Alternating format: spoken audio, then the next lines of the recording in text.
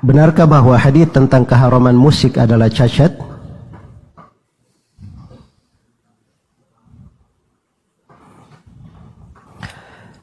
Hadits yang menjelaskan haramnya musik itu bukan cuma 1-2 hadits saja.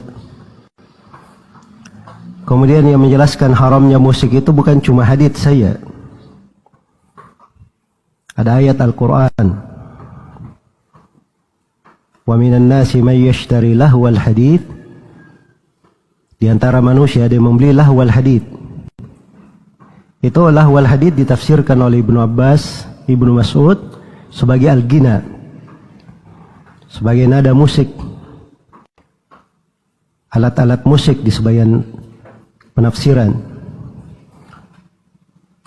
Dan ditafsirkan oleh ahli tafsir semana dengan itu. Dan dimaklumi bahwa tafsir sahabat, sebagaimana yang diterangkan oleh Al-Hakim di Ulumul Hadits dan selainnya, itu posisinya seperti hadits dari Nabi Sallallahu Alaihi Wasallam. Iya. Yaitu ayat Al-Quran yang menjelaskan tentang keharamannya.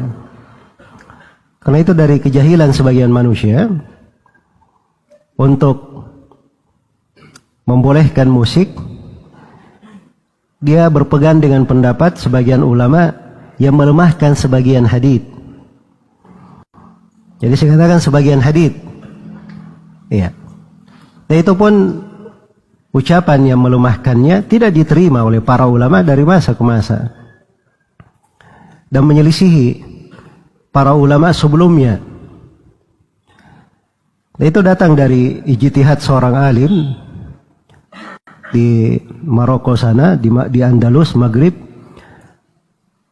Al-Imam Abu Muhammad Ibn Hazm rahimahullahu ta'ala. Beliau keliru memahami hadits riwayat Al-Bukhari. Disangkanya riwayat Al-Bukhari itu terputus. Padahal riwayat Al-Bukhari itu tidak terputus.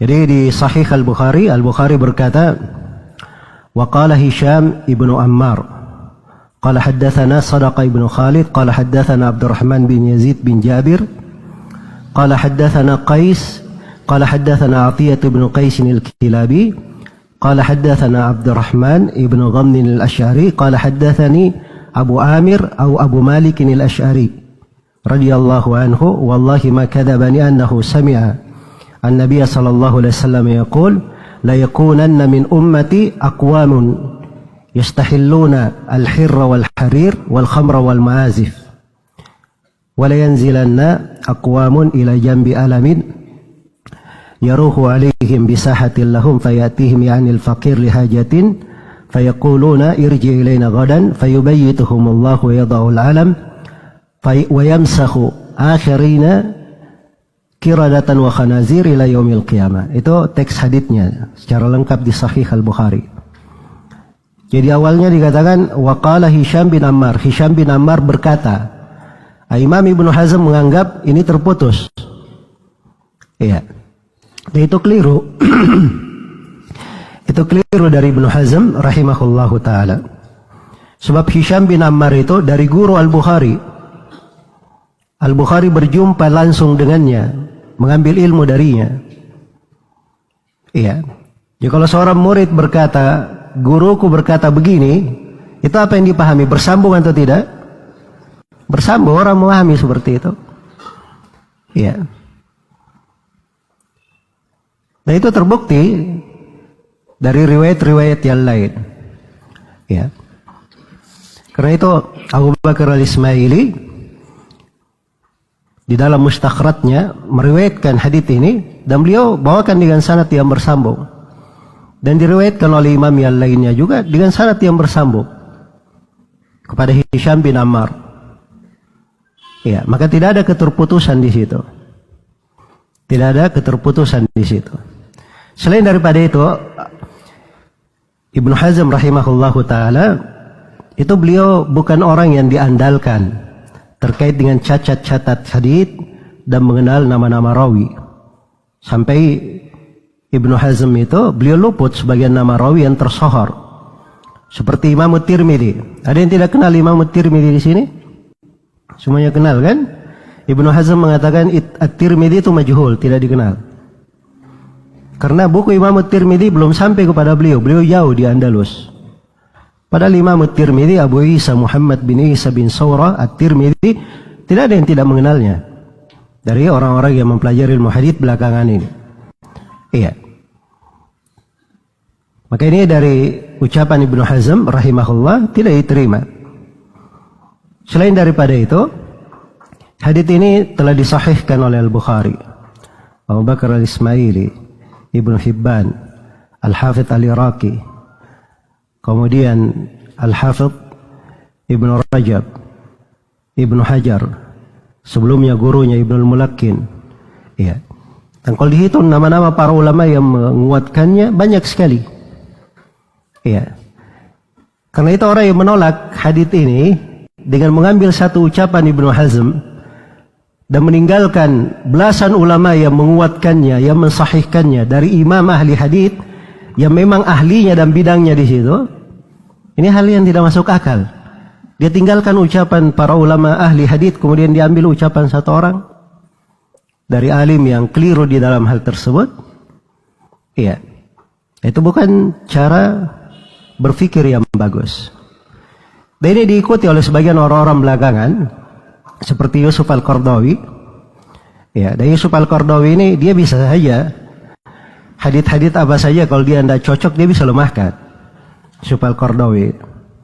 Ya. Masyaallah alafiyah. Dari perkara-perkara besar saja di tengah kaum muslimin, dari membolehkan pemberontakan, kudeta, itu semuanya madhabnya Yusuf Al-Qardawi. Ya.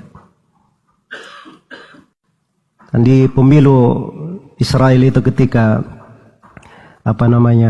Perdana Menteri Israel Benyamin siapa itu?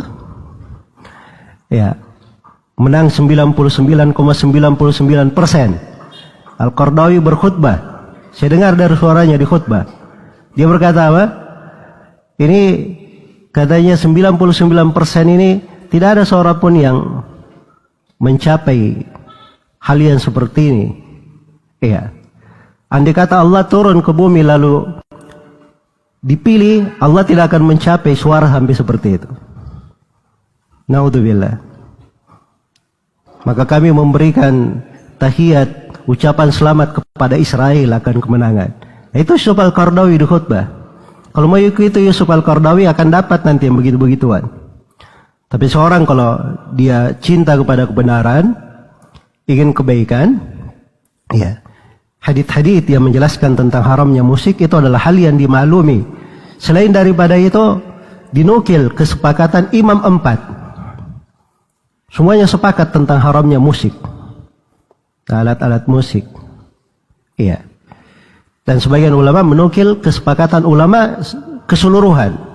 Seperti Abu Bakar Al-Jurri dan selainnya. Karena memang tidak ada yang menyelisih kecuali orang belakangan saja. Kecuali orang-orang belakangan. Karena itu ini dari masalah bukan dikatakan, oh ini ada dua pendapat, boleh ikut ini, boleh ikut itu. Tidak. Ini masalah dalilnya jelas.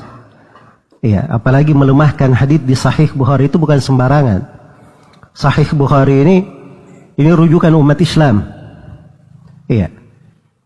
Yang menghafal dan mempelajari Sahih Al-Bukhari itu seluruh ulama ahli hadits yang datang setelahnya mengetahui Sahih Al-Bukhari. Jadi kalau para imam hadits tidak ada yang berbicara tentang hadits Ammar, Hisham bin Ammar itu artinya hadits itu dianggap syah oleh seluruh ulama yang datang setelah Al-Bukhari. Karena tidak ada di buku-buku yang mengkritik Al-Bukhari. Ada buku-buku mengkritik Bukhari seperti buku Ad-Daruqutni, Abu Mas'ud Ad-Dimaski, ya, Abu Ali Al-Jayyani dan sebagainya. Dan tidak ada seorang pun yang mengkritik hadits itu di kalangan para ulama ahli hadits tersebut. Maka semoga Allah Subhanahu wa taala memberikan hidayah kepada saudara-saudara kita kaum muslimin yang keliru di dalam jalan ini. Musik itu, naudzubillah, banyak sekali kerusakan-kerusakan di dalamnya. Dan seperti yang dikatakan oleh Imam Malik, tidak ada yang melakukan dari musik atau memperdengarkan alat-alat musik itu kecuali orang fasik di sisi kami di situ. Imam Malik rahimahullah. Dan sebagaimana yang dikatakan oleh Syabi bahwa musik itu akan menumbuhkan kemunafikan di dalam hati. Akan menumbuhkan kemunafikan di dalam hati. Dan lihat saya, orang-orang seperti Yusuf Al-Qardawi yang membolehkan musik, nanti bolehkan ini, ujung-ujungnya dia akan membolehkan hal-hal yang lebih besar daripada itu. Iya. Hal-hal yang lebih jelas keharamannya di dalam agama. Semoga Allah Subhanahu wa taala memberikan taufik kepada semuanya. Wallahu taala alam.